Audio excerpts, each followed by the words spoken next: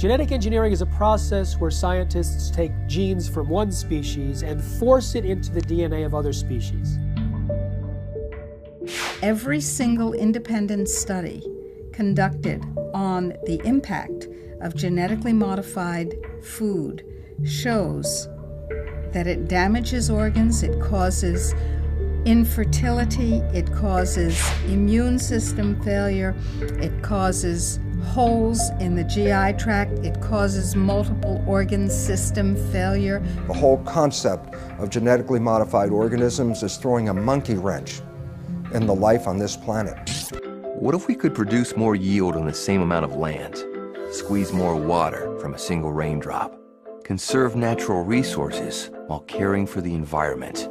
Monsanto is the company that told us that PCBs were safe. They told us that Agent Orange was safe. They told us that DDT was safe, and now they're in charge of telling us if their own genetically modified foods are safe. The reason why we have 170 million acres of genetically engineered corn and soybeans and cotton and canola oil and sugar beets in the United States is because it doesn't have to be labeled.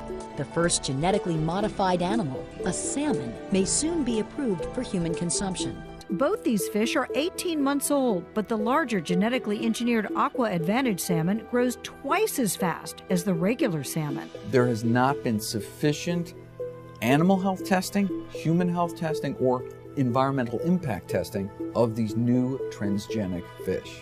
Basically, they've taken agriculture and built an industrial model which doesn't fit nature. So instead of changing their agricultural model to accommodate what is natural, they're changing nature to accommodate the industrial model. If you have an organic corn crop that sits next to a genetically engineered corn field, and it happens to tassel at the same time, and it happens to be downwind, you're going to get your crop contaminated. The rest of the food supply is contaminated. Then the genie is out of the bottle, and it's maybe physically impossible to turn the situation around. In the genetic engineering revolution, these seeds are now patented property of one corporation called Monsanto. The pharmaceutical industry has no interest in having you well because they don't make any money if you're well. And the pharmaceutical industry is the biotech industry. Some people think that GMO really means God move over. We are heading downhill at a rapid rate of speed toward our own extinction. The use of GM in agriculture is a risk that is simply not worth taking.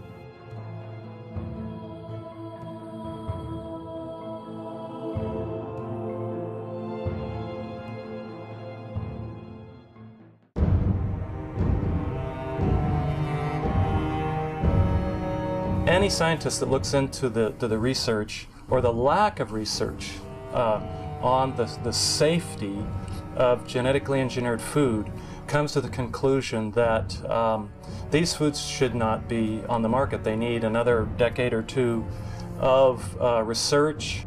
Monsanto is the company that told us that PCBs were safe. They were convicted of actually poisoning people in their town next to the PCB factory and fined $700 million. They told us that Agent Orange was safe. They told us that DDT was safe, and now they're in charge of telling us if their own genetically modified foods are safe. Because the FDA doesn't require a single safety study, they leave it to Monsanto.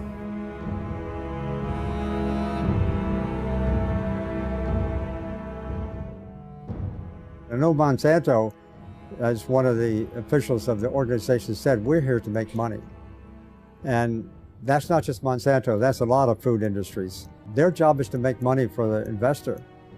Unfortunately, that becomes the highest priority thought in their minds. Make money, make money, make money. They're not actually making products to make health, they're making money. And so they tend to overlook the health consequences. I think that is a ridiculous sort of approach to the problem. There should be some responsibility being assumed by the producer that when they're producing food, they have a reasonably good assurance that it's a good quality product. That should be the highest priority thing. And then if they can make money with that, fine and dandy. But unfortunately, it's usually the other way around. People in this sort of business are looking for opportunities to make money first priority. And then in this case, maybe letting somebody else worry about the health consequences, maybe even the public. And I think we have it upside down. That is simply upside down. Why did the FDA abdicate their responsibility to protect us? The White House had instructed the FDA to promote biotechnology under the first Bush administration. And so the FDA created a new position for Michael Taylor, Monsanto's former attorney. So Michael Taylor was in charge of policy at the FDA when this GMO policy was created, and then he became Monsanto's vice president, and under the Obama administration was put back in the FDA as the U.S. food safety czar.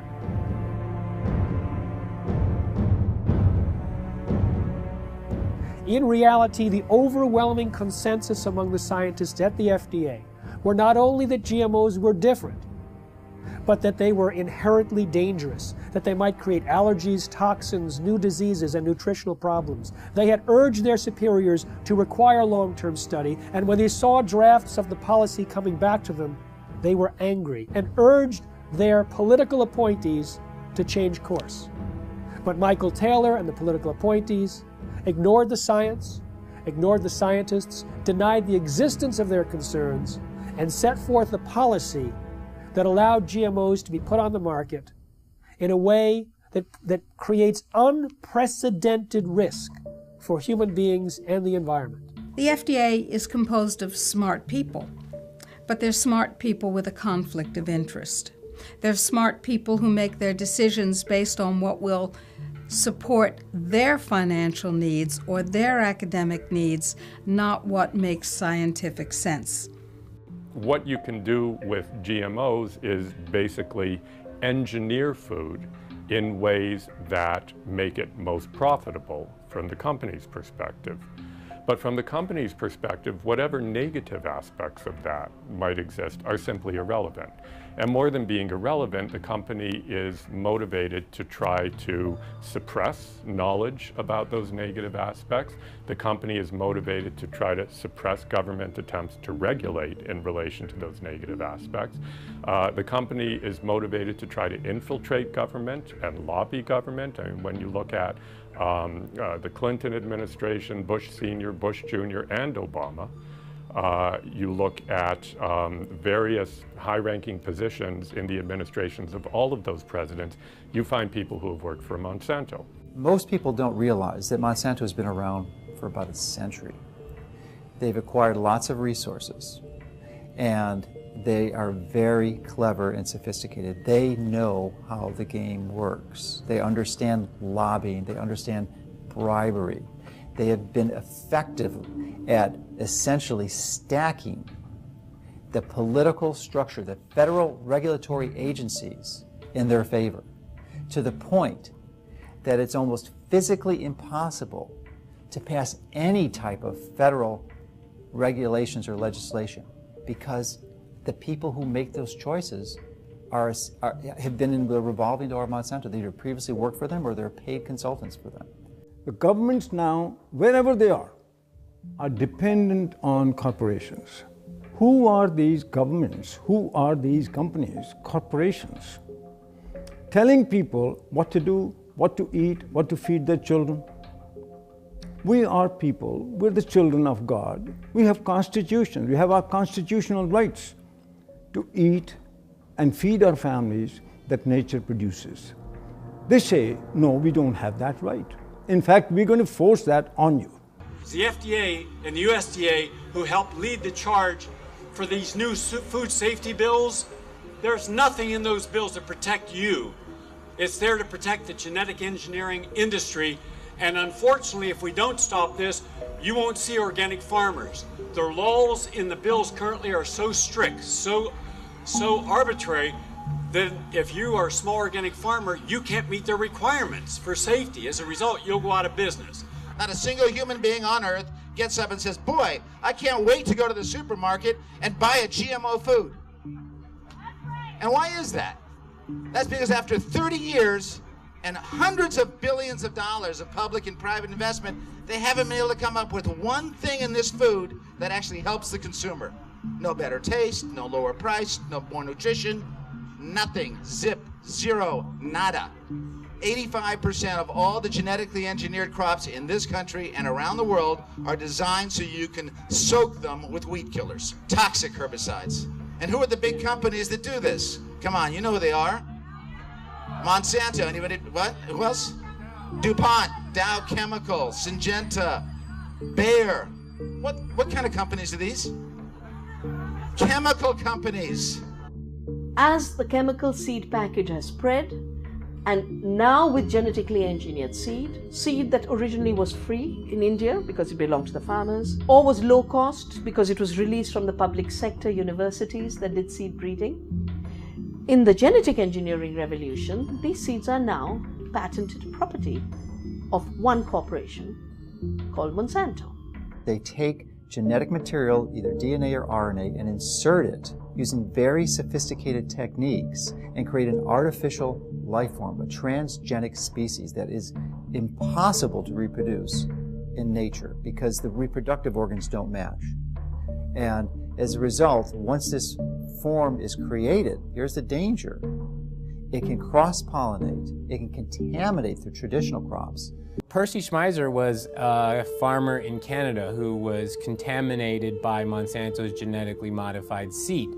Well, he realized he'd been contaminated because he used some of this herbicide to kill off weeds around utility poles on his property. When he saw some of the seed did not die from the application of glyphosate, he knew it must be genetically modified. Well, he didn't do anything to purge his property of that contaminated seed. It would actually take 3 years of taking your crops out of use before you could completely purge them of the genetically modified seed. He decided he didn't want to do that because that would be costly. So he saved his seed for planting the following year, and Monsanto said, well, you now knew that you had genetically modified seed. You saved it for planting a second year. That's infringement. They sued him for patent infringement. It went all the way up to the Canadian Supreme Court, and although they found that technically he did infringe their patent, they awarded Monsanto no damages. Both in Canada and the United States, hundreds of farmers have been totally bankrupt, lost their farms and so on through lawsuits by Monsanto. So there's a real fear. Now we call it the new fear, a fear culture amongst farmers, where a corporation now, through the rights of patents on a gene, have which is inserted into a seed to make it resistant to a chemical or whatever, is that they lose their rights to use their own seeds or plants. So it's total control eventually that farmers have to go back to a corporation like Monsanto each year to buy their seed because they're no longer allowed to use their own seeds. So as a victim, you basically have to pay for your lawsuit, your damages, and so on. So farmers become victims and they have done nothing wrong because they were contaminated by a neighbor, by whatever means, by pollen flow, by seeds blown in the wind, transportation, and so on. So it doesn't matter how it happens. If you are contaminated, it's over and it's over. It's inevitable that someone who does not want to use their seed will become contaminated. Even the United States National Organic Program standards acknowledge this when they say you won't lose your organic certification if you're contaminated up to a certain percentage, as long as you take efforts to try to avoid that contamination. Monsanto has said that it's the responsibility of an organic farmer to use large portions of their own property to set up buffer zones to try to decrease the likelihood that they'll be contaminated by their neighbors. But that's quite perverse when it's their seed that's the new entrant into the neighborhood. In the mid-90s, the UK government gave about $3 million to a scientist to figure out how to test for the safety of GMOs. That scientist was Dr. Arpad Pusztai, the world's leading expert in his field. He worked at the top nutritional research laboratory in the UK, one of the best in the world. He had about 20 or 30 researchers working with him in 3 different institutes, and his protocols that he was designing were supposed to be implemented into EU law as requirements for the safety assessments of any GMOs to be introduced into Europe. He took a potato that was genetically engineered to produce an insecticide and fed one group of rats the genetically engineered potato. He fed another group of rats natural potatoes, and a third group of rats natural potatoes, plus their meal was spiked with the same insecticide that the GM potato was engineered to produce. So you have GM potato, and natural potato plus an insecticide, and all three had a complete and balanced diet as well. We measured all sorts of things, growth, for example, how these young animals were growing, what happened to their inside, and what happened to their immune system. And it became clear that the GM had a slower growth. It had problems with internal development of its organs, and it certainly knocked out the immune system. Only the rats that ate the GM potato got sick. They had potentially precancerous cell growth in their digestive tract, smaller brains, livers, and testicles, partial atrophy of the liver, damaged immune system in 10 days. What was the cause of that damage? It was not the insecticide, because the group eating the insecticide did not have the problem. It was understood that it was the process of genetic engineering itself and the unpredicted side effects that caused this profound damage to every system and organ studied.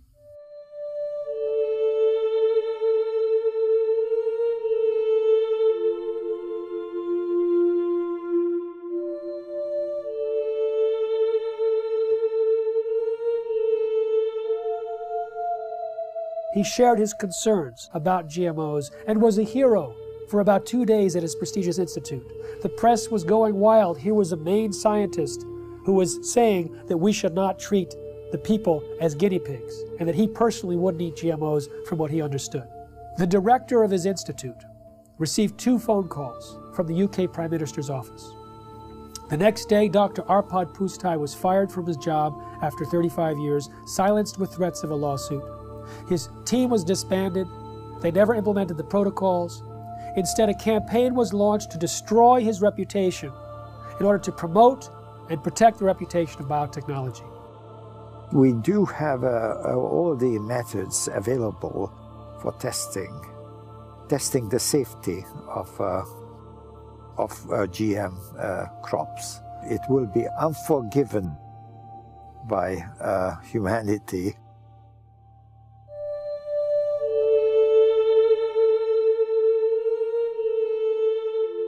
Monsanto's scientists found bacteria growing in a chemical waste dump near their factory in the presence of Roundup herbicide. Now, Roundup normally kills bacteria. This bacteria was surviving. They said, great, let's put it in the food supply. So they took the gene from the bacterium that allowed it to survive the Roundup and put it into soybeans. And now those Roundup-ready soybeans can be sprayed with Roundup herbicide, and they don't die, just all of the other plant biodiversity in the ground dies. The active ingredient in Roundup is called glyphosate. Glyphosate was patented in 1964, not as an herbicide, but as a broad-spectrum chelator. It hugs a lot of different minerals that are needed and does not allow the plants to access them. It also destroys some beneficial microorganisms in the soil, which normally provide nutrients to the plant. It also promotes pathogenic organisms in the soil, which then overrun the plant. And so it creates weaker plants, stronger disease, and the disease does the killing. Now, what do the livestock in the United States eat? They eat largely Roundup-ready crops. Roundup-ready soy, corn, cottonseed, canola mash, sugar beet pulp, and soon alfalfa. So a huge percentage of their food intake is Roundup-ready crops. Now remember, Roundup pulls the nutrients out of the crop. It makes them unavailable. So now we have millions of livestock eating nutrient-deficient food. And what do we eat? We eat plants and we eat animals and take their milk. So it turns out it's a perfect storm now, not just for plant disease, but for animal and human disease. When 44,000 secret FDA memos were made public from a lawsuit about the subject of genetic engineering, the director of the Center for Veterinary Medicine made it absolutely clear that GMOs in animal feed had a unique danger. Toxins can bioaccumulate in animals and in their milk. And so if there were toxins in genetically modified feed, then we might have higher levels of those toxins in the animals that eat the feed or in their milk or other products from those animals. All our food, 90% of Canadian crops, American crops now are produced by genetic modification, or at least they're contaminated with genetically modified corn, genetically modified soybean, genetically modified everything. 95% of all the genetic modifications are done in order to allow the plants to survive more chemicals being sprayed on them and to allow the animals to survive more drugs being put into them. And of course what happens is that when their genes are changed, our genes are changed by consuming them, just as the superweeds and the superbugs are genetically altered by consuming them. The bug eats the plant, its genes change. The animal eats the plant, its genes change. We eat the animal or the plant, our genes change. Our babies' genes change, and the change is permanent. They do not want you to know which products you're buying in the grocery store might contain genetically engineered ingredients. They say that label would confuse consumers. And they say there's no difference between genetically modified foods and non-GMO foods. Well, that's absurd. That's what the word modified means in genetically modified. It is modified, it is different, and it is, in many ways, a threat to the health of the people of our nation and people around the world. Genetic engineering is a process where scientists take genes from one species and force it into the DNA of other species. Even though there's been very little study on the health dangers, there's been sufficient evidence of harm to cause the American Academy of Environmental Medicine to say all doctors should prescribe non-GMO diets to everyone. They say that the animal feeding studies link GMOs to reproductive problems, immune system problems, accelerated aging, organ damage, gastrointestinal distress, dysfunctional regulation of cholesterol and insulin, to name a few. If you take the gene of a cow that helps it to produce milk, that produces a hormone called the bovine growth hormone, and if you take that hormone and you start injecting into the cow, the idea here is then the cow will produce more milk. The companies like Monsanto and Eli Lilly, who invented this hormone independently, and they said there's nothing wrong in doing that because it's substantially the same hormone that the cow produces. That is wrong. Because even if you take natural bovine growth hormone and you give injections of it to cows, then the cows will get sick. Just like if you took human insulin and you started to inject human insulin back to people, they will get insulin shock, they could die. But the cow receiving this hormone will actually be sick. It'll have pus in its milk because it's producing too much milk. The teat canal of the cows will get infected, will have to be treated with antibiotics. When the Canadians were evaluating bovine growth hormone, the senior scientists there testified before the Senate that Monsanto had offered them a bribe of $1 to $2 million to approve RBGH without further study. They say documents were stolen from a locked file cabinet in the government's office, that they were being pressured to approve the drug, which they thought was of questionable safety. What we have is rigged research, hijacked regulatory agencies, where many people at the agency, at the FDA, that was approving this bovine growth hormone were from Monsanto. Monsanto's former attorney, 2 former researchers. In fact, Richard Burroughs, who was an independent veterinarian working at the FDA, he was fired. He was told he was slowing up the approval process. Well, he sued and was reinstated back at the FDA, but during the trial, his boss admitted that the whole thing was a setup to get him out. He was in the way of the approval of bovine growth hormone. In the U.S., there's evidence that articles have been published that scientists who do any research on that possibly could show negative results of genetically engineered crops are harassed. They are denied funds. The universities that depend on industry money are pressured to not allow this or to discourage this kind of research. Monsanto's own research shows that when rats were fed this BT corn, they had signs of toxicity in the liver and kidneys. When genetically modified soybeans were fed to rodents, we've seen changes in the testicles changing from pink to blue, changes in the sperm cells, changes in the uterus and ovaries, in the DNA functioning of the embryo offspring. In 2001, a small California biotech company called Epicite patented a gene, which causes both men and women who eat it, in the form of any product, to produce antibodies to sperm. If the men eat the Epicite gene, they produce antibodies to their own sperm, rendering them irreversibly sterile.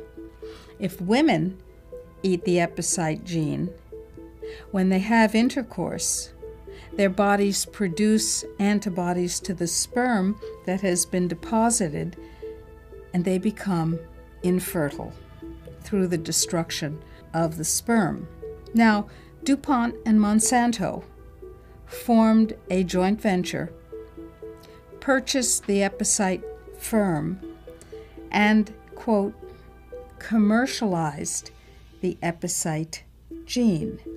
Do you want to know if the food that you're eating contains the Epicite gene? Sure you do. How about the food that your children are eating, or your grandchildren? Sure you do. We've seen smaller babies, a death rate that's 5 times that compared to controls. Sterile babies, even babies with hair growing in their mouths. And this has been done by government scientists as well as independent scientists who are at the top of their field. Pay close attention to what you're about to see. These rats have been fed with transgenic corn during their entire life cycle. The tumors they suffer from are enormous. The study that revealed the effect of the GMOs on the health of these rats has just been completed. It lasted for 2 years. We spent over a year trying to obtain transgenic corn because no GMO manufacturers were willing to provide them. This is because Monsanto requires contracts to be signed stipulating that the seeds must not be used for testing. We wanted our study to be independent. Every rat was dissected to identify the way each diet, GMO and Roundup on its own, had acted on the metabolism of each animal, focusing on the development rate of the tumors that only start to manifest themselves after the initial 3-month period. Each step up represents a large tumor, which can measure 17 millimeters by 17 millimeters. 94% of them take effect in the mammary glands, which would equate to breast cancer in a woman. We are faced with renal tumors for the males. Some males also suffer from mammary tumors. One could have thought that the main cause of death was coming from the pesticide added to the corn. But what the study highlighted, and this for the first time ever, is the fact that the transgenesis itself could have killed the rats. What this means is that just by interfering with the genome of the plant in order to modify it, we are faced with repercussions that no one could have anticipated. This is enough to make us reconsider all the scientific precepts that led to the creation of GMOs. We realized that GMOs without any Roundup residue were responsible for an increase in the death rate of females and of some males. This is the GMO that is being eaten by the Americans, but also the GMO that has been approved for importation by European agencies, and that contaminates our food. When they allow animals to graze on the cotton plants after harvest in India, for years and years there was no problem. When they introduced this Bt toxin-producing cotton, thousands of sheep died, buffalo died, goats died. I've interviewed the people myself, seen pictures of their dead animals. These animals were successfully grazing on non-Bt cotton plants for years. In one case, 13 buffalo grazed on Bt cotton plants for a single day, and within 3 days they were all dead. Unfortunately, there's not sufficient follow-up. One small non-governmental organization pleaded with the government in India, please do some research on these animals. The government refused. They pleaded with universities offering to pay for the research themselves. They refused. So this small NGO did their own research. They put 3 sheep in one field with Bt cotton Bollgard 1, 3 with Bollgard 2, and 3 with non-GM cotton. Within a month, all 6 sheep eating the Bt cotton plants died. But 3 eating the non-Bt cotton plants had no symptoms. But their research was dismissed because it wasn't a government agency or a university. So we have a situation where the evidence is there, but it's not being paid attention to because it's being drowned out by the big bucks and the biotech industry with their tobacco-type science and their distortion and denial of the facts. Unfortunately, Monsanto's lobbying power and their financial weight, they are able to use corrupted corporate science, something that I call cigarette science, to get these products slipped into our food stream. The only human feeding study ever published on GMOs showed that the gene that was inserted into the soybean transferred into the DNA of the bacteria living inside our intestines and continued to produce that protein. So if it happens to be an allergen and you're allergic to it, you may be continuously triggered over and over again by the production of that allergen from within inside your own intestines. When we look at the quality of the nutrients in our soil, we see that that has become actually a victim of industrial agriculture, which destroys the microorganisms in the soil and then puts in a few nutrients as if that were enough to provide a healthy diet. It turns out that the current industrial agricultural model was based on surplus military products after World War II. They had extra bomb-making material that worked as fertilizer, so they created the synthetic fertilizer industry. They had excess nerve gas that they could use as insecticides, so they created an insecticidal industry. And by steering the farmers and the land-grant universities and all the population towards these high-input, corporate-driven agricultural models, we actually stripped away some of the health and some of the nutrients that were vital and are vital to the health of the people and of the livestock.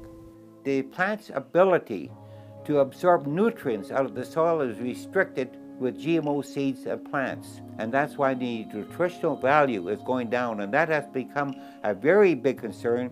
And there's a very big concern that many of our foods that we eat, nutritional value contents have to be rechecked because it has changed. It alters the structure of a plant when you put a GMO gene into a plant. So you no longer have the same type of plant and you've changed the makeup. Monsanto is the only company I know of that doesn't want you to know you're buying something that has their technology inside it. You know, cell phones, computers, automobiles, everything else we purchase, clothing, is branded because everyone wants to know, they want consumers to know that their product is inside whatever you're purchasing. But Monsanto wants that to be a secret. If you go and purchase any of their bags of seed and you look at the back, there's a big, huge box with a big stop sign. And when I first saw this, I thought that meant stop, this seed is dangerous. Don't swallow it, wash your hands after you've touched it. No, all those health warnings are lower down the bag in smaller font. If you look in the box where the stop sign is, it actually says stop. These seeds are protected by the following patents. Your use of these seeds must be in compliance with the license agreement. You may not save the seeds for replanting, blah, blah, blah, blah, blah. So they object to labeling of food that consumers buy, but they have no problem with labeling their own product with all of their patent numbers. So there's some things that they want the public to know and other things that they don't. Traditionally, the proponents of genetic engineering have stated that there's relatively no risk or essentially no difference between genetically engineered plants and products and conventionally raised products. Well, new studies dispute this quite widely. There was a study done last year in the Journal of Reproductive Toxicology that showed that over 93% of genetically engineered toxins were found in the blood of pregnant women and 80% in the fetuses. So this potent crop toxin is being transferred into the population. Genetically modified soybeans has as much as 7 times the amount of a known allergen compared to non-GM when the two are cooked. With corn, there's a gene that's normally shut off in corn, but it's switched on accidentally in Monsanto's corn, and that gene produces a known allergen. There's also more herbicides used on these genetically modified herbicide-tolerant crops like Roundup Ready soy, and the excessive herbicides might promote allergic-type reactions. Peer-reviewed studies show that there's an association between heavy GMO consumption and serious health problems, including asthma and food allergies. There's also a damage to the pancreas and the production of enzymes that are used for digestion in mice that are fed GM soy. If we take longer to digest proteins, then that means eating genetically modified soy might cause us to be reactive to a wide variety of foods, not just to GM soy. The real risk here, the real concern is that these threats to the food supply are validated, and there is the GE crops are the predominant crops, and they've contaminated the rest of the food supply, then the genie is out of the bottle, and it's maybe physically impossible to turn the situation around.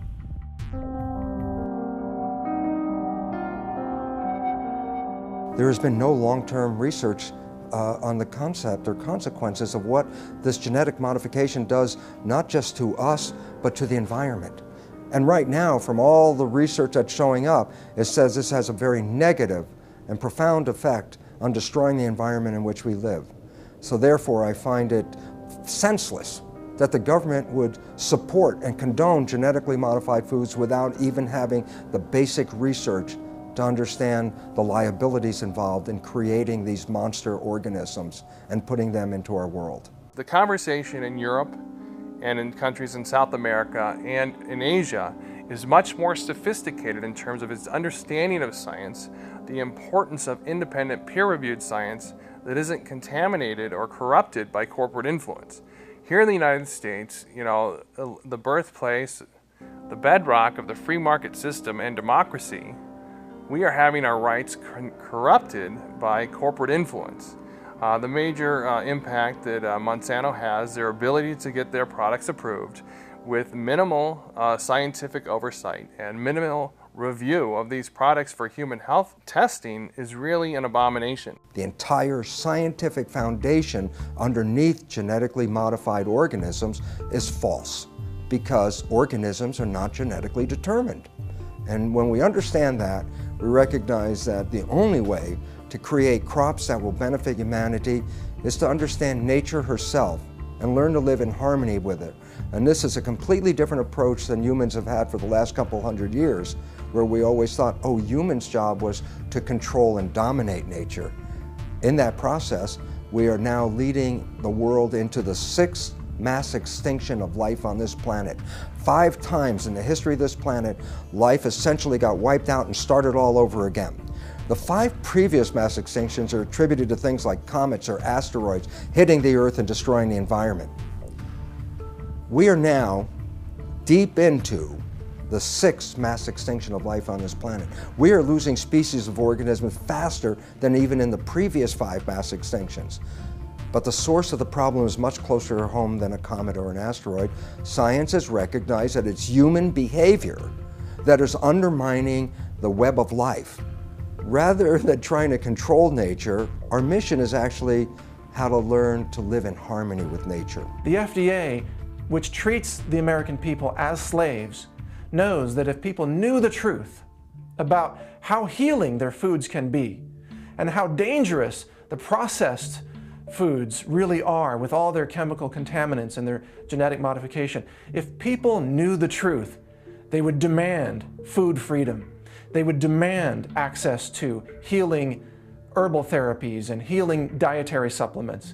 They would demand that the FDA back down from its intimidation campaigns that have been leveled against producers of dietary supplements and herbal remedies and raw dairy products and so on. The people would demand that if they knew, and that is why they are kept ignorant under this campaign of disinformation currently being waged by the FDA. I've been vigorous in my opposition of these strategies that these large corporations use to use their influence for their benefit.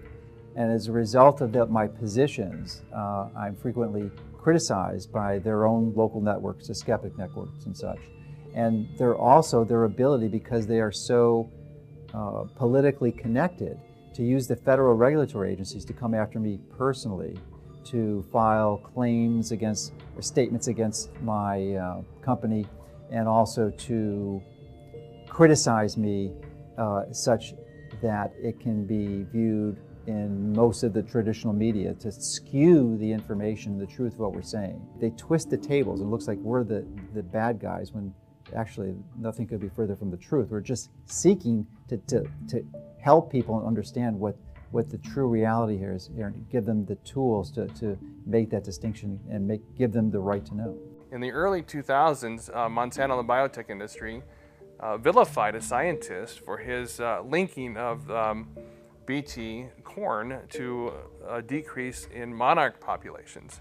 2 years ago, another research paper came out confirming that yes, Monsanto's Bt corn and their Bt cotton products were actually reducing the habitat of monarch butterflies. Monarch butterflies are the canary in the coal mine on the prairies in the Midwest.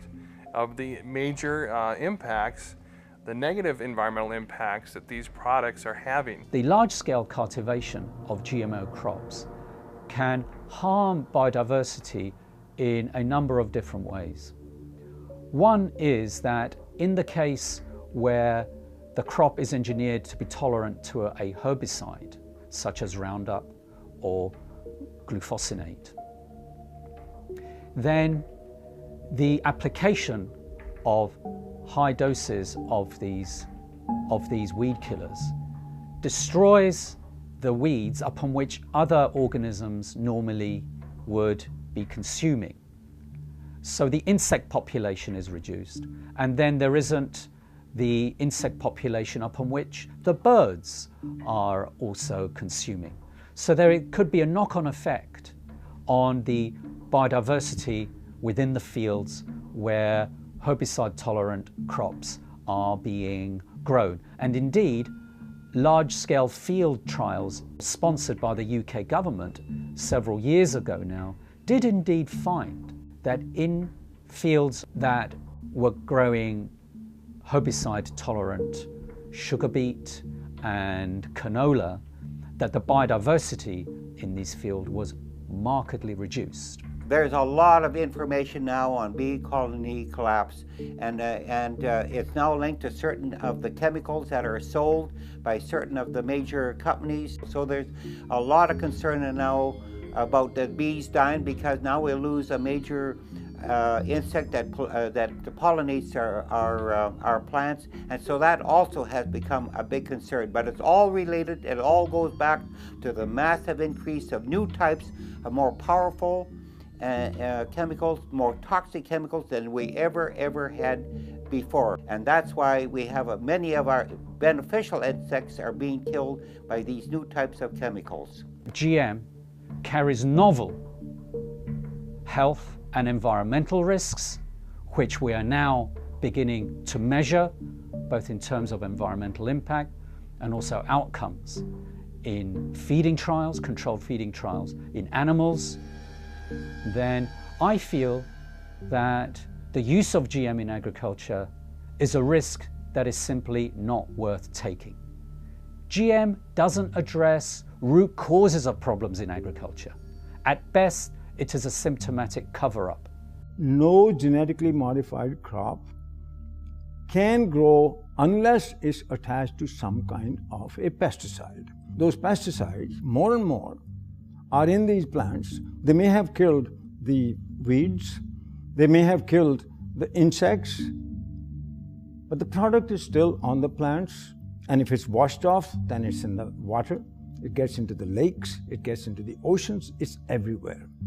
And it's toxic, it causes cancer, it also causes endocrine disruption.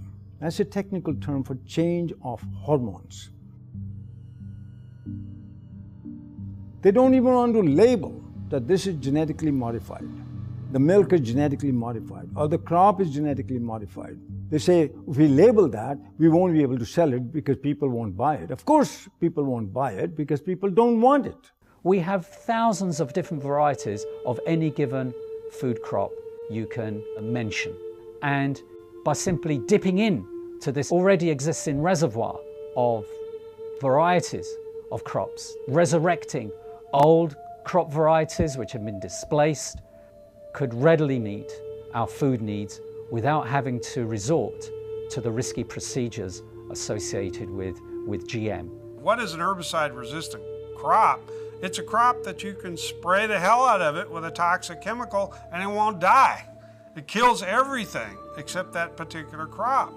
And so you have the ability not only to sell the seeds to the farmer, you're going to sell them the companion pesticide. So you get two sales for one, and they're going to have to come back to you every year and get them because once you start applying these poisons on this scale, your farmland is so devastated that to convert to organic, for example, is economically difficult.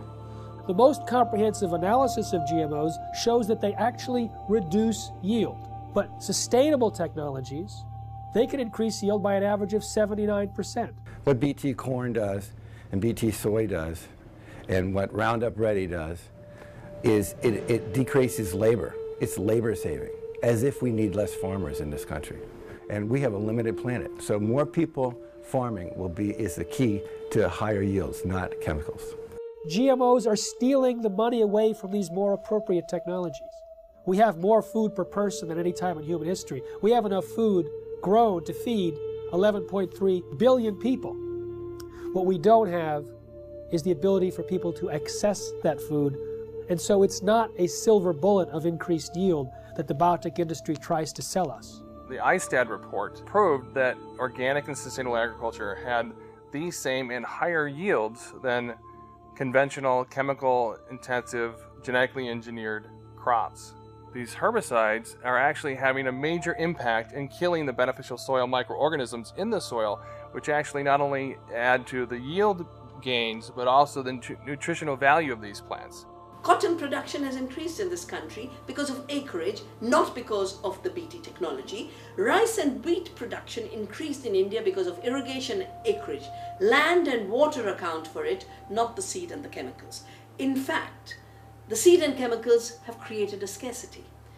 First, the new seeds had to be grown as monocultures, so you had less food.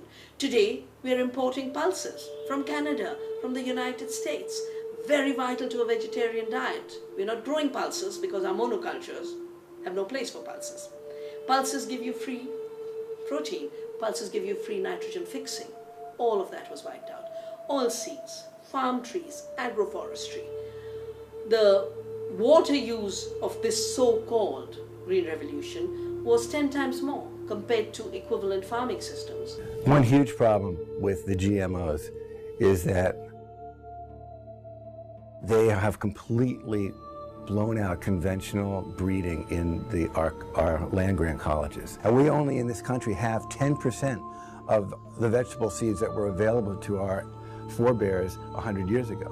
Our seed stock is going down the toilet, and we can't even use our land-grant colleges to breed in a standard way because there's no money for it. And that is a huge, huge, huge threat to the future of agriculture, to lose the skill of breeding standard, which is in fact what all that food you see on your grocery shelves, all those vegetables came from thousands of years of farmers sharing their seeds. As a result of the loss of beneficial soil microorganisms, not only have the yields gone down, but there's been a dramatic increase in the rise of crop diseases, which are infecting corn and soybeans in the U.S.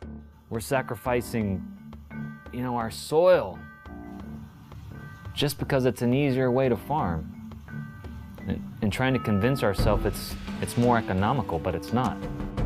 I'm seeing neighbors' fields who've been doing this stuff for 15 plus years. They can't get rid of a lot of weeds now. These weeds are getting resistant to the glyphosate herbicide, so farmers are upping rates, more herbicide. But then all of a sudden that's not doing it anymore, so you have to switch herbicides. So now the soil is just more and more and more full of poison. So there's going to be more sickness in that field. It's going to be more susceptible to diseases, insects. It won't make it through drought periods as long. The same crops side by side, right across from each other. The natural plants are going to make more over time. And you have a soil that you continue to poison, nature's going to win. In 2006, Cornell University released a study on soil degradation that stated by the year 2050 that 30% of the land that's already cultivated will be unfarmable. Now, the thing about Roundup and glyphosate is that it stays in the soil for months or years. and it continues to cause the reduction of available nutrients and the promotion of these diseases. And so people like Dr. Don Huber from Purdue University, have identified more than 40 plant diseases that are on the rise in the U.S. because of the overuse of Roundup and other glyphosate-based herbicides. Now, it pulls these nutrients out of the food supply for months or years. According to Reuters, in 2007, there was about 184 million pounds of glyphosate herbicide used in the United States. Now, that's one of many, many years, hundreds of millions of pounds, which means hundreds of millions of pounds of nutrients have been tied up and taken out of the food supply. When we have a company like Monsanto that says, I don't care what nature says, I'll create the crops that I want, and we look at what happens, we see another step, another process in our own demise. This is a very powerful enemy, a classic David versus Goliath challenge. And there's the only way we have any approach, any possibility of ever winning this thing is if we work together as a cohesive group. The whole concept of genetically modified organisms is throwing a monkey wrench in the life on this planet. And until we change that, we are heading downhill at a rapid rate of speed toward our own extinction.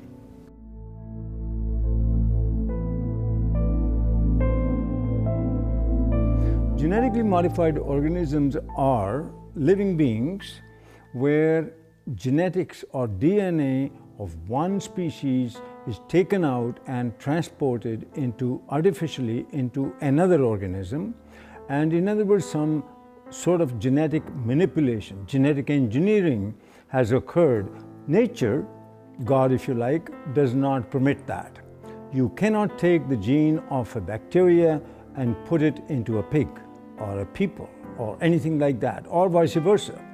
They've put spider genes into goats in the hopes that they can milk the goat to get spiderweb protein to make bulletproof vests. They've put cow genes into pigs and made cowhides on those pigs. They had what was called an enviropig, a pig that would have manure that was less toxic. They can create these featherless chickens to kind of better live in these tight battery cage, these small barren wire enclosures extending down long rows and often windowless sheds. It can be 1 million birds in a single shed. How do you do that? Well, without them overheating, where you have this massive ventilation fans. But another way, you just take off their feathers. There's a genetically modified salmon that was created by Canadian researchers that was tested up in Canada. They put these frankenfish into tanks and they fed them sufficient food and there was no problem. When they reduced the amount of food, the frankenfish freaked. They started killing and eating their neighbors. So what happens if the FDA approves these frankenfish and let's say they escape into the ocean? I don't know what's worse, the extinction of natural salmon or the roving of these frankenfish going around and killing and attacking other species and changing the whole ecosystem balance. They both have a mating advantage because they're larger, but they have a survival disadvantage. And it's that combination that, should a male transgenic fish escape into the wild, cause the rapid collapse and extinction of both transgenic and wild fish in as little as 50 generations. Scientists take genes from one species and force it into the DNA of other species. Now, the process itself creates massive collateral damage in the plant or animal, but they don't test for those changes and the side effects before they introduce, say, the crop into our food supply. DNA is the inherited material of life, and it is where genes are structured. So we inherit half of our DNA from our mothers and half of our DNA from our fathers.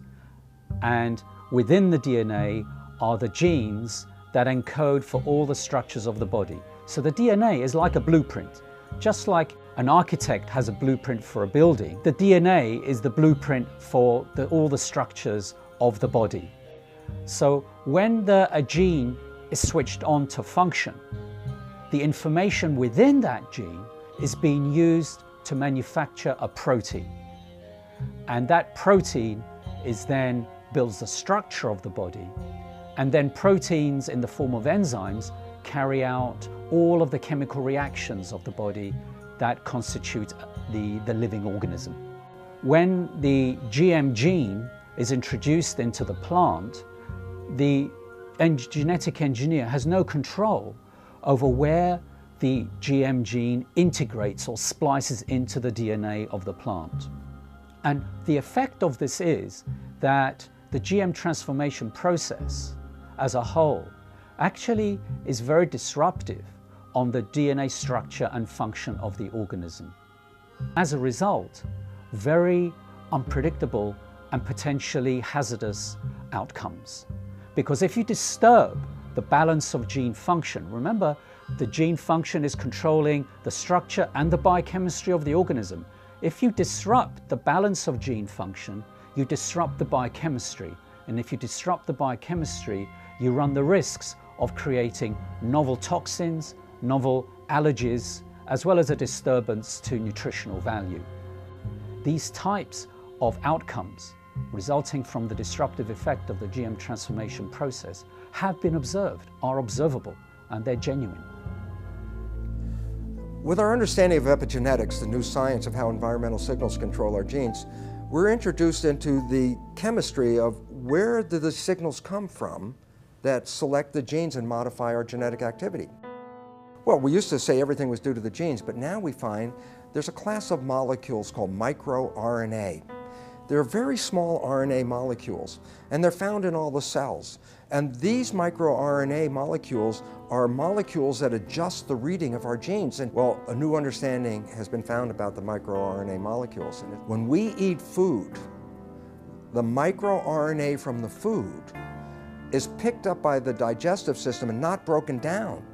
The microRNA is taken into our own body intact. And now what they followed is the microRNA from food ends up in our own cells, like in our liver and other cells in our body.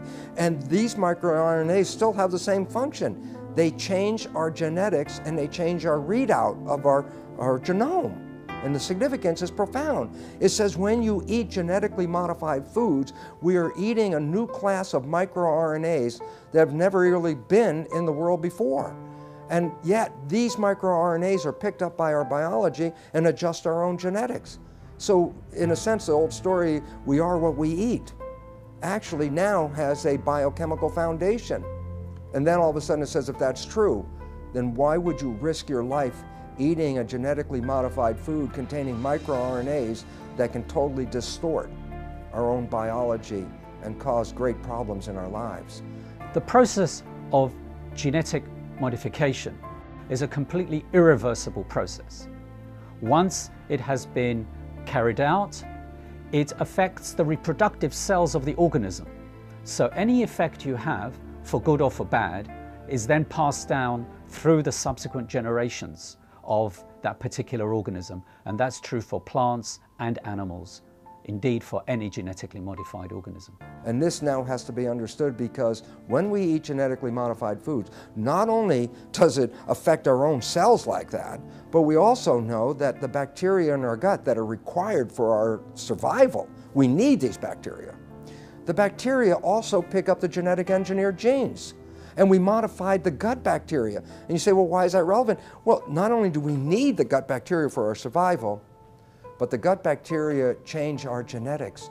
Information from the bacteria is picked up by the digestive cells and adjusts the digestive system cells to be compatible with the bacteria in our gut. There is a dialogue and a communication. If you alter the genetics of the gut bacteria, by definition, you've completely altered the development and genetics of our own cells. Way back in the 70s, they developed this grand vision of being able to splice in high yield and drought resistance and all sorts of, pest resistance, and they dreamt of patenting those genes and having proprietary ownership of these genes.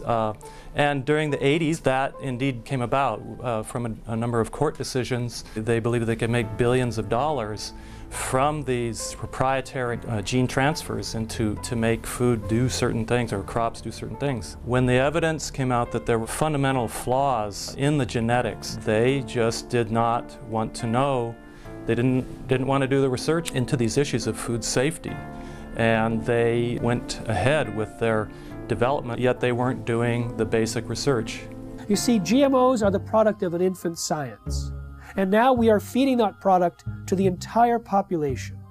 And it's known to create unpredicted side effects, and no one is testing to see if the rise in all these diseases since GMOs were introduced in the mid-90s is caused or promoted by these GMOs.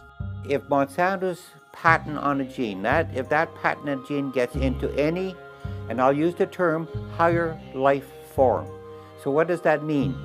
Birds, bees, animals, and the question I have to ask, what about human life? If Monsanto's patent gene gets into you, gets into me, does that say they own me? Do they own you? These are all questions that that the courts and our governments will have to address. How far does the patents on genes on life go?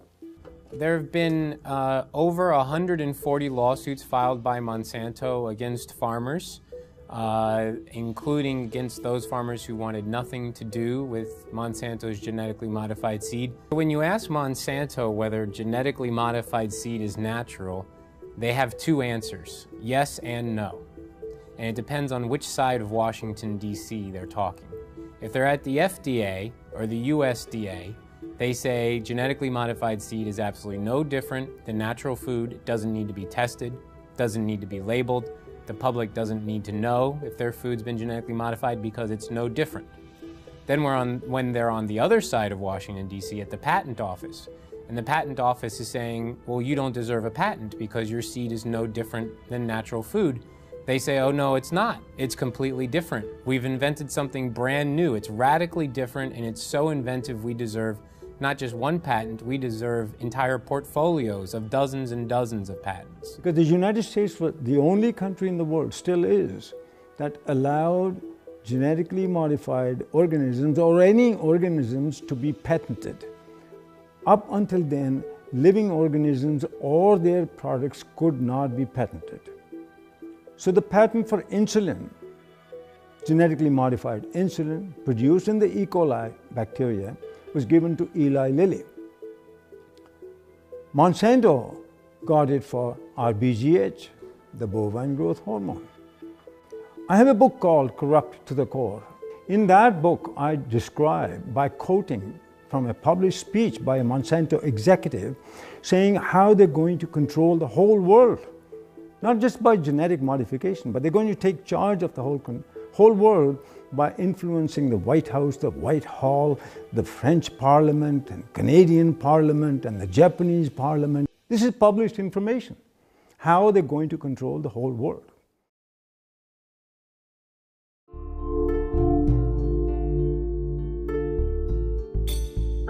American people are beginning to become more aware and wake up to the fact that their government has been corrupted by corporations, and the food that they're feeding themselves has possibly serious human health risks. In the European Union, where labeling is required, there's almost no genetically engineered food on store shelves and restaurants. There's almost none of it planted. Today, more than 50 countries around the world allow labeling of genetically engineered foods.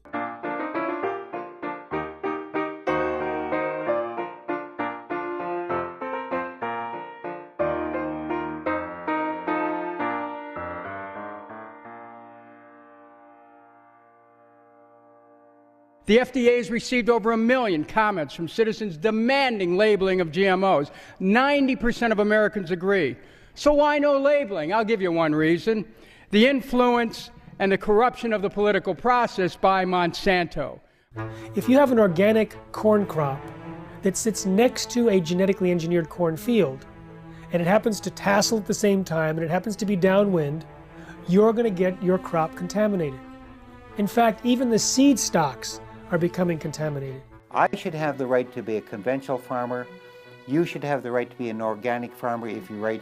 But if we have GMO farmers, you no longer, remember this, you no longer can have an organic farmer, you can no longer be a conventional farmer. You'll become a GMO farmer whether you like it or not. An expert at air pollution calculated how far corn pollen could travel in 24 hours, which is the maximum time that it can remain viable to cross-pollinate. It could travel under certain weather conditions over 500 miles. They want the public to sit down and not think about what happened before this piece of meat got on my plate. What happened before this glass of milk sat on the table? We have an ethical responsibility, I believe, not just to other humans and to the future generations. We have an ethical responsibility to all living creatures. We have increasing numbers of retarded and autistic and genetically damaged people among us. We have increasing numbers of lethal allergies and potentially lethal allergies that coincide with the introduction of genetically modified food. We have increasing amounts of autoimmune problems. We have increasing amounts of pretty much everything. The pharmaceutical industry has no interest in having you well because they don't make any money if you're well. And the pharmaceutical industry is the biotech industry, and it is the agrochemical industry. Thousands of doctors are now prescribing non-GMO diets to every patient. In fact, the American Academy of Environmental Medicine urges all doctors to do so. They evaluated the animal feeding studies and said that there's a causal relationship between GM feed and disorders. And they urged the government to put a moratorium in place on GMOs, and of course, therefore labeling. My God, we are the sickest of the major countries in the world, and we're also becoming the dumbest of the major countries in the world. And the significance about that is, what a coincidence. This is the motivation of a government, and this is exactly where we are.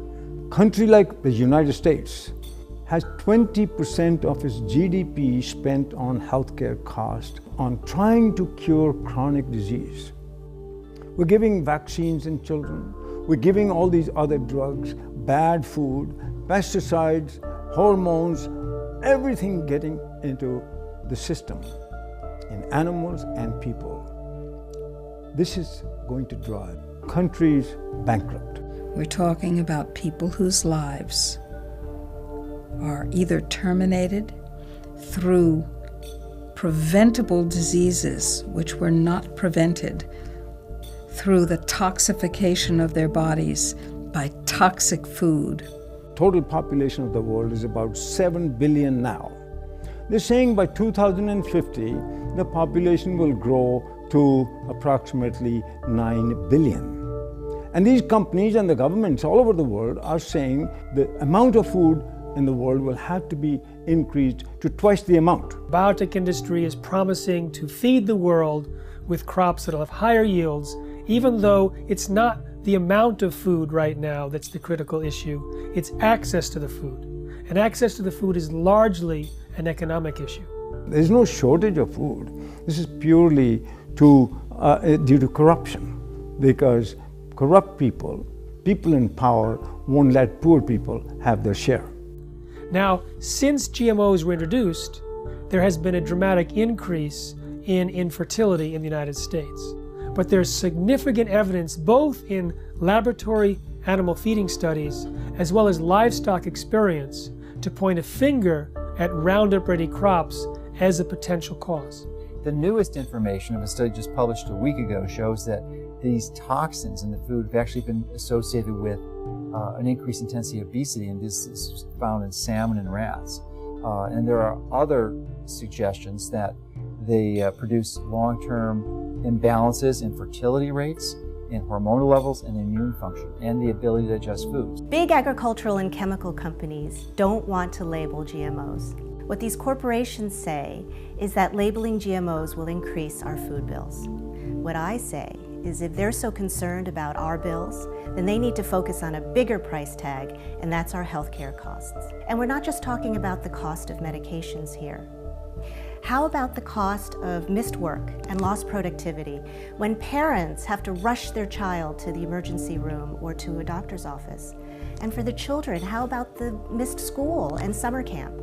We're talking about the emotional and societal cost played out over and over again, hundreds of thousands and millions of times over. So these companies that are promising us to have abundant food, bring prosperity, they're lying, and the governments are with them? I think if you really want to know the true story about what corporations are doing in our society, about the various harms and dangers that they present, you can't rely on mainstream media. You have to go deeper and you have to go further. That's going to be a very important piece in us moving forward. The fact that we do have those sources of investigation that are not beholden to corporations or corporate media, and that we do have a mechanism in the internet for disseminating them broadly. We have this sort of common enemy that has allowed the profession, the healthcare professionals and the journalists and a whole variety of individuals and media sources who you wouldn't think would be aligned, and typically many of us have disagreements on certain issues, but we've all come together to realize that this is a very powerful enemy, a classic David versus Goliath challenge. And there's the only way we have any approach, any possibility of ever winning this thing is if we work together as a cohesive group. So what you see is Monsanto genetically contaminating crops, monopolizing seed and destroying biodiversity, turning farmers into serfs through this indebtedness, corrupting government, undermining law and regulatory process, and worst of all, polluting scientific knowledge. They're polluting genetically, they're polluting politically, and they're polluting epistemically. They're even stealing our minds. Through the food we eat, through the television and programming and the news media we receive, that information alone constitute what you might call the nocebo information. That negative information about the world is causing us to become sick.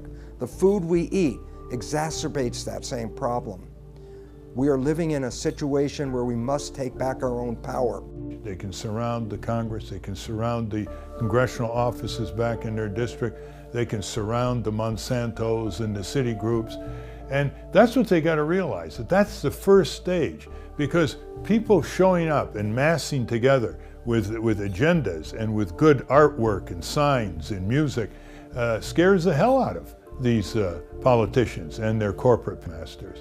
Let's use the power of government to support what we want, which is to have choices. Stand up that you should have the right, a human right to grow the foods and crops that you want. Americans have a right to know if their food is genetically engineered. It's time for labeling. It's time for people to know how their food is being produced. It is completely pro-capitalist to have things labeled. That's where you know what you're getting. And if the consumer over and over and over again says they want to know, they want the choice. But producers are freaked out because the choice is not going to be for them.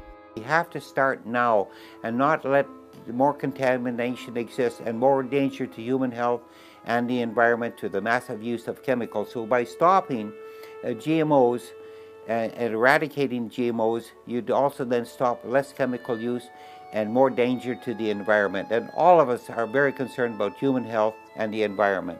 What's going to get your children through this and your grandchildren's generation? What are we handing off to them? What are we passing down to them? If the earth is us and it's our greatest legacy, what are they inheriting? And if you care about what you put in your body, you'll create as much of your own food supply as you can while you still can. Save seed, grow heirloom foods without any chemicals. I mean, there's dozens, if not hundreds of methods and ways that we can go about correcting this and preventing this, but we have to start making those changes now. It's very important to be an organic farmer for the future of our children and our grandchildren and even ourselves in the food that we eat. Don't give up your rights, our human rights, to this. If what's important to you is what goes into your body and what your health is now and will be, then you have to become activated. But to do that, we have to recognize there's a new science, and that new science completely pulls the foundation out under the conventional science of genetics and GMOs. That science is false and destructive. And the wake-up call is knowledge. Knowledge is power. Lack of knowledge, a lack of power. And what this world is suffering from now is a lack of knowledge, because we do have knowledge. We have knowledge that says how we can thrive, live to a ripe old age of over 100 very easily, and enjoy the experience of being on this beautiful planet. In most Native American cultures, their beliefs or their concepts were based on, will this last for 7 generations? Whereas we're asking, what can get me through this year economically? 1 year, 12 months. That's one of our greatest problems right now, is to leap over that barrier, that mentality. Globalization has happened, it's here. But its effects have to be reversed. Globalization in a good way, where people learn about each other, people learn about each other's religions, to tolerate each other's spirituality, work together, work in nature, work with God. Because it's time for us to re-empower our lives. For 10,000 years, humans grew crops without chemicals. You know, it's time that we get mandatory labeling. It's time we cut down the biotech bullies to size. And then now, let's have that discussion again about chemical agriculture versus organic or traditional agriculture. The overwhelming majority of the public want us to produce food and to raise animals in the natural, healthy, humane way, in a way that doesn't destroy the environment, public health, and the climate. And we're going to get to that point, but it's going to require, as I often put it, the food fight of our lives.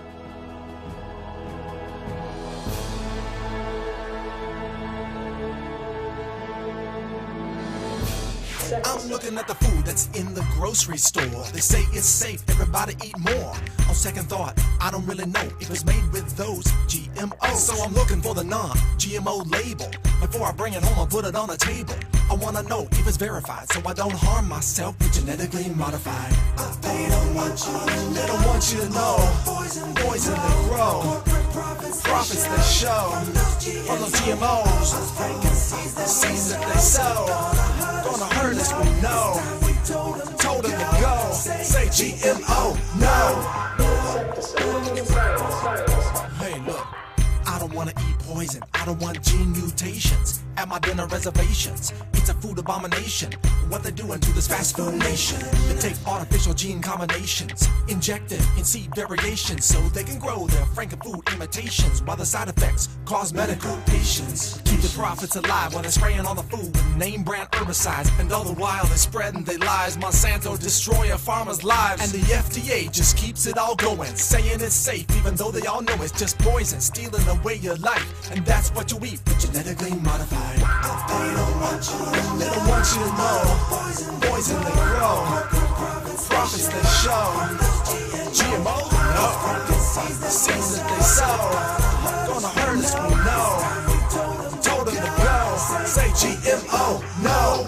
FDA scientists said that GMOs might create allergies, toxins, new diseases, and nutritional problems. Allergies, toxins, toxins. And they said, no testing necessary. No testing necessary. GMO safety, that's a corporate myth. If you don't believe me, listen to Jeffrey Smith. He's the man with the plan, gonna do what he can to help us all get those GMOs banned. But we need you to lend a hand, take a stand against this food stand. It's a mission for the health condition worldwide, cause we don't wanna live genetically modified. No testing necessary. No insecticides. Living inside us. No testing necessary.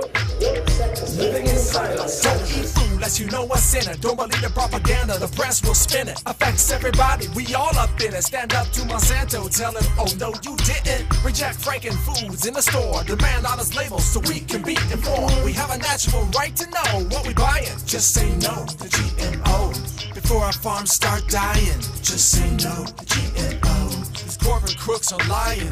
Just say no to GMO. This time we're not complying. Just say no to GMO. We just not buying it. Just say no to GMO. No testing necessary. No insecticides. Just say no to GMO.